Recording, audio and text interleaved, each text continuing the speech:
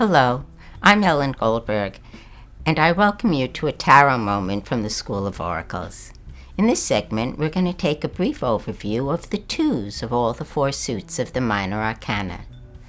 The twos belong or are associated with the Sephira Chokmah, the second Sephira on the Tree of Life. Because the aces are such pure essences, they do not actually manifest in events in life. They're more overviews of giant principles. The twos are the first time that each of the suits is going to show itself in a life situation. The name of the number 2 is duplication, and it comes from the old root meaning to fold, so that something exactly replicates each other. The twos are the first time that the suit is being reflected back to the Godhead. And so all the twos are a card of harmony, and all the twos are the element in their purest form and highest form. The Two of Wands is called the Lord of Dominion. It has an astrological attribution, as every one of the small cards does, except the aces, which are the elements themselves. The Two of Wands is Mars in Aries. What a way to start the Minor Arcana.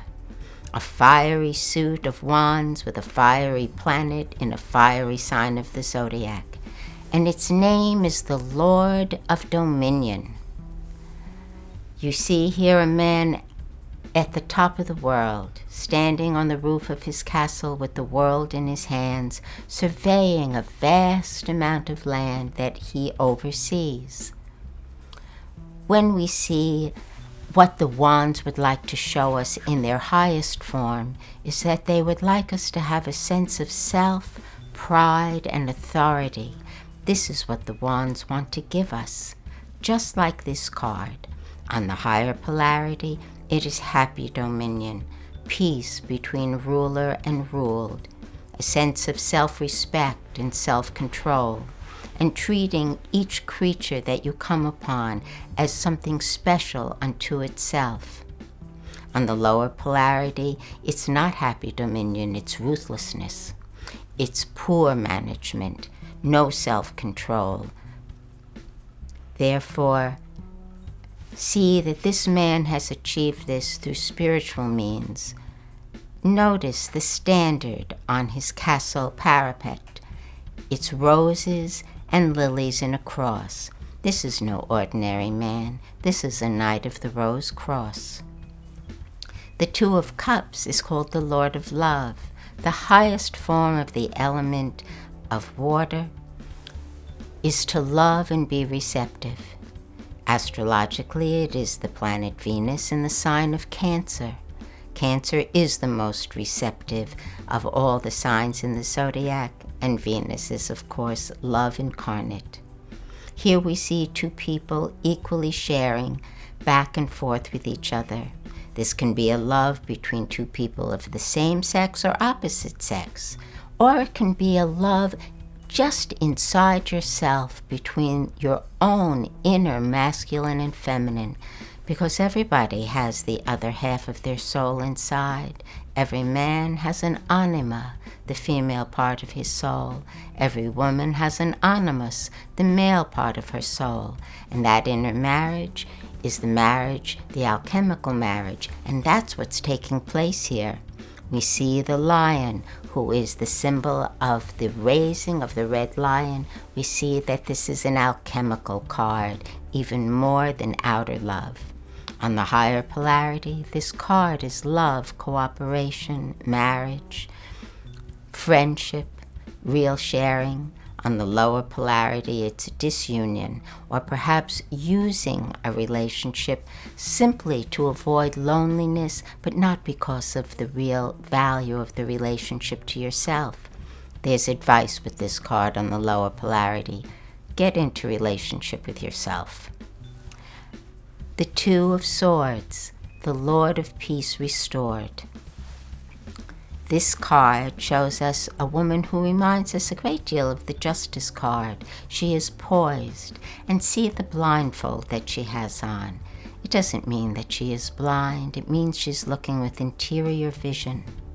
The tides are low. The rocks show you can navigate very well here because you're not going to be tripped up by the unseen, because she's looking inward. Its astrological attribution is the moon in Libra. The yearning for harmony, for quietness, for peace. When you have the swords are a mental suit. Therefore, this is a sign of inner peace, the truce that is taking place, and it is a very good upper polarity meaning, is mostly the truce within yourself. When you get this card in a reading, think inner peace, truth, looking for that truth within, and being able to be stilled and go about your activities in a poised way. On the lower polarity, there is vacillation, confusion, looking for your truth in the wrong way and out in the world. Here we have, in Pentacles, the highest form of the element of earth. It's always so wonderful and interesting that it is the Lord of harmonious change, Jupiter in Capricorn. Jupiter is the planet of expansion, and Capricorn is a sign that deals so much with contraction and coming into material form. And so we see the play of life in expansion and contraction. How wonderful that the suit of Earth would reflect back its highest form as flexibility in change. There is the juggler dancing to the dance of life. In juggling, it is said, it's always very wise to know whether the balls you are playing with are made of rubber or glass, and then you know a lot about how much attention you have to pay. On the higher polarity, this is the play of life, recreation. Notice those two globes of pentacles here being played with or juggled within the sign of infinity. This dance goes on forever. Flexibility, change, adaptability, and sometimes it refers to fortunate travel. On the lower polarity, this card has to do with unfortunate travel, with refusal to dance. I won't, I'm not going to play, I'm not taking part, with rigidity, and changes that are very difficult to deal with. On behalf of the School of Oracles, this is Ellen Goldberg. Bye for now.